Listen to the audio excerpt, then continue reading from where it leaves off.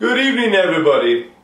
Welcome back to Fantasy League Fantastical Roundtable, our playoff edition. We are here to discuss the finer points of fantasy football, especially as it pertains to the managers who have managed to manage their teams into the Fantasy League Fantastical playoffs. My name is Bud, and as usual, I would like to introduce you my dear friend and fellow co-host, Bud. Bud? Hey! Hey, Bud! How are you, Bud? Good to see you. What did you bring me? Hey, brought you Bud.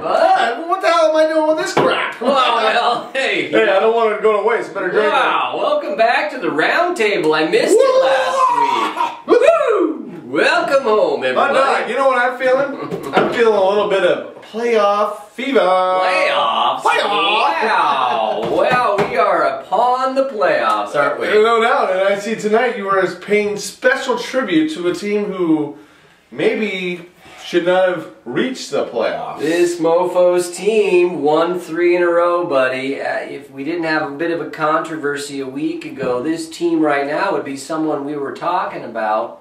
And they are going to be a team we're talking about. Mofos, are they for real? Are they going to make a push in the playoffs? We'll talk about it. Well, I got a special message from the manager from the Boonhumpers, and he said any tribute to the Mofos should be automatically deleted. So, you know, take that shirt off. Well, screw the Mofos. They were given what we call a free ticket, you know, and it wasn't to go out and look at hot chicks at the bar because their wife gave them the night off. No, that is butt kiss. And that might be the #1 thing we talk about here, how the Mofos managed to get into the playoffs in the first place. Maybe it didn't matter, but there was something that happened a couple week back. Well, let's just say Peg's been in the office for the last week and a half fielding calls. She's been busier than a one-armed paper hanger. A lot of trying to figure out what the hell happened. Mofos v. Dr. Dick in week 12. Huge playoff implications. The Mofos in the balance there. Low point total. Needed a win. The Dick handed it to him, not playing the defense. A valiant comeback, though, on Monday Night Football. But still, Mofos catch a break, get an automatic bid into the playoffs. And I think, congrats to the Mofos, whatever. Here's looking at you, Mofos. Hey, Mofos, you know what? You'll be out in the first round. The Mofos come back in week 13 and they win handily, 145 to lunches for nothing. Didn't show up to the party. 96 was the final score. And they're under review. I believe, you know, that there was an initial fear. It all played out. Had things gone differently this last week, maybe there would have been a continuing fear over the Mofos being in the playoffs. I think a lot of the managers were just really concerned about the integrity of the league being compromised when the leader of the league, or, you know, the #1 team, fails to put in a defense and then puts in what's could be called a flippant message saying, I wanted somebody else to win. Well, that was the issue. I think that the managers that were affected by this called the office. They questioned whether the Dick had some sort of ulterior motive here. The commissioner's office did research this. Unfortunately, the commissioner himself just is not available to come on camera and talk about it directly. But he did say that there was an investigation. They found that the Dick just made really just a blunder. They were out of town, had some things happening, couldn't get that defense in. Oh, really? They did, because I think the evidence showed they picked the defense up, forgot to put it in. It cost them on, I think, a .4 or something. It was very, very close. Mofos win. Within a point. Mofos get in. But they really, they squash all controversy with a decisive victory in week 13. And some other teams. And we'll get into those matchups, but wow, what a finish to the Fantastico 2011. Well, just to close that point out, I did speak with the manager of the Boonhumper, and his feeling was that had the Mofos lost to Lunches for Wimps and some other teams won, then the manager of the Boonhumpers made it quite clear that he would have gone to Dr. Dick's house and slashed his tires of his car.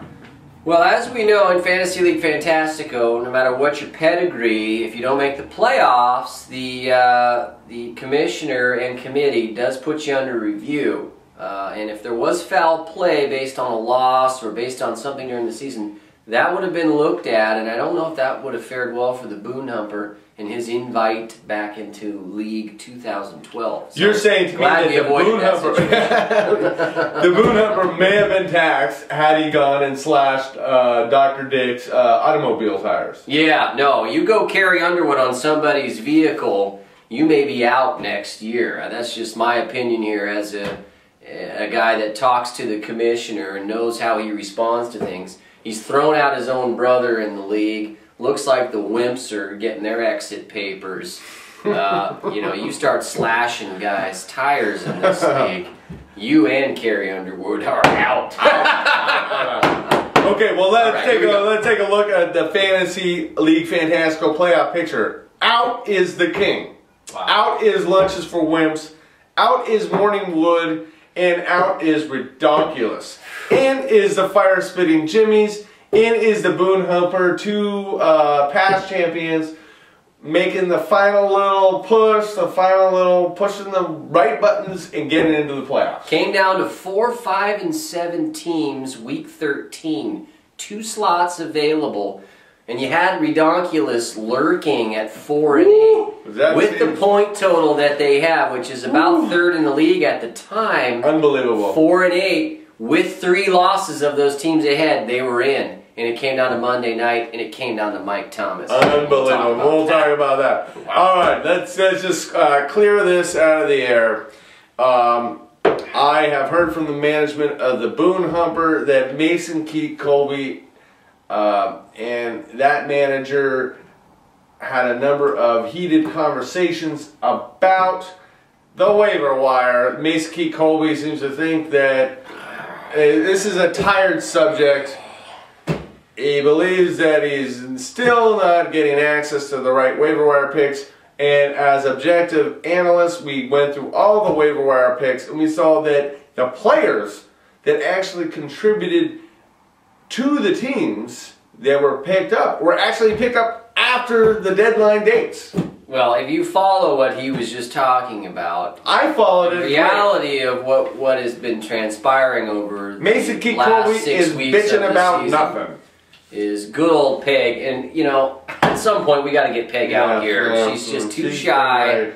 She does a hell of a job behind the scenes, but every day it's Commissioner Mason Keith Colby on the line. Yeah. I'm on the shitter. Won't take his calls anymore about this issue. In fact, won't take any more calls about any issue that this guy raises.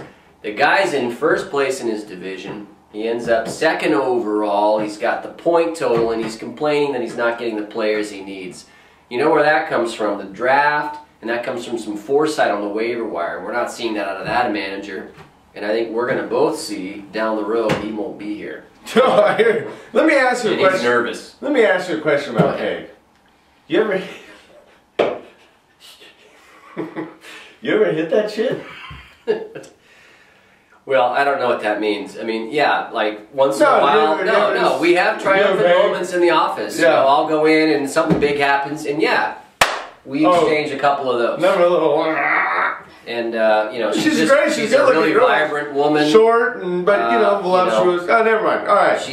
She's really enthusiastic, and you know, anytime I will give her a big high five. And Peg, this one's for you. I've always wanted to. Okay, it's one of those, you know, you see him long, you just, okay.